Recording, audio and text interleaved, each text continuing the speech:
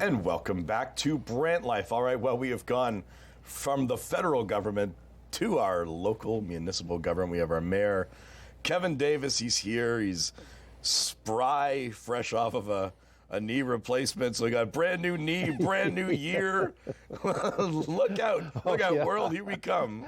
Here we go. Yeah, I had knee replacement last week, so I'm not operating on all cylinders right now, Dave. I hope you'll give me a bit of a break in this interview. Well, I'm a pretty hard-hitting interview kind of fella, so yeah, it's great to have you here. Let's talk about some of the different things that either have happened just recently since the last time we chatted near the end of last year, and you're looking forward to this year. And let's talk about Costco.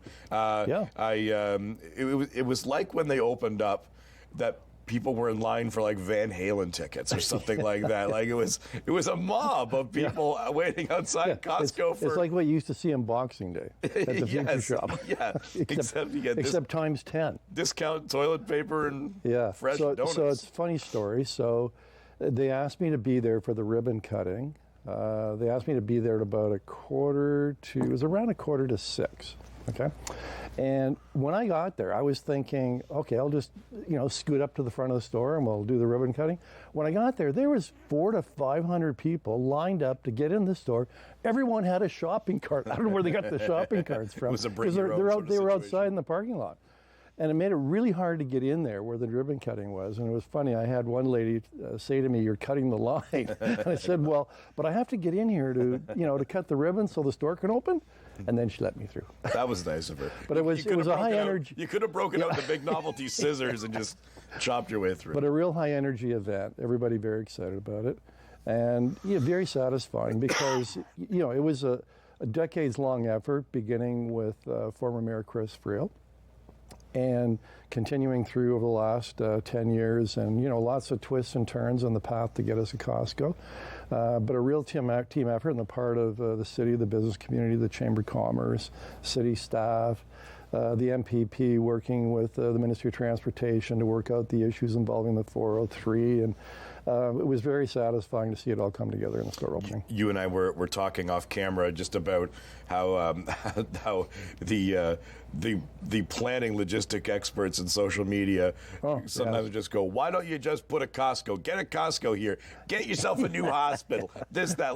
There are a lot of factors to be able to even put a store in an area in high traffic like that. Yeah, well, you think of Costco. I mean, there were 2 or 3 potential locations, and they actually looked at some other sites early on, and they had settled on one site on the other side of the 403, where the Ministry of Transport said absolutely not, because they could see traffic would be backing up into the 403, which you absolutely cannot have. No.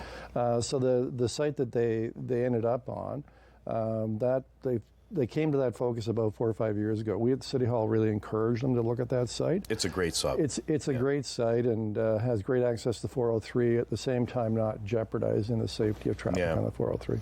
Well, we can get more Cheerios in one purchase than ever now, and the future is bright for Brantford with this level of bulk purchasing power. So, very, really great.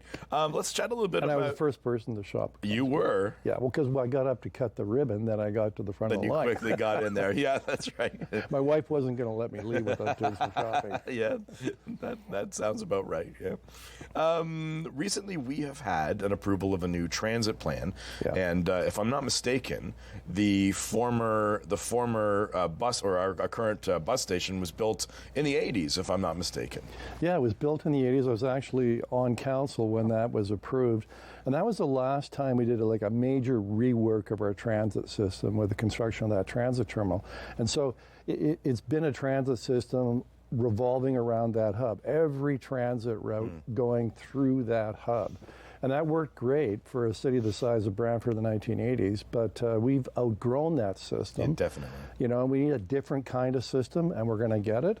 And we're going to see it over the next 3 years. It's a 3-year plan. And the end result is going to be a transit system that works much better for businesses, organizations, people, residents. It'll move people faster, more effectively, more efficiently to where they want to go. Small example being, you're going to see a lot of routes that don't necessarily come into the downtown, but it will be in the north end to help move transit passengers more efficiently, like from east to west, rather than going from the northeast down to the downtown, then back up to their job at the southwest. So it'll cut transit times, I'm sure, in half for many people, and it'll make it far more user-friendly. Which is great. Just a couple minutes, but let's chat a little bit about the new Fox Ridge project, which was a seniors' home up by the cemetery, just at the top of the West Street Hill. Yep. And the city is taking it, and it's going to be really helpful with our helping out and reaching out to the people less fortunate in our community. Yeah, because that was a retirement home, been there for many decades. So the city gets possession this coming summer. And the first thing we're going to do is, because we're already doing the planning for how we're going to renovate and rework the building, repurpose it into meeting many of the housing needs of the most vulnerable in our community. One area where we're really short of in our shelter system is accommodation for couples, right? And for those that have a disability issue.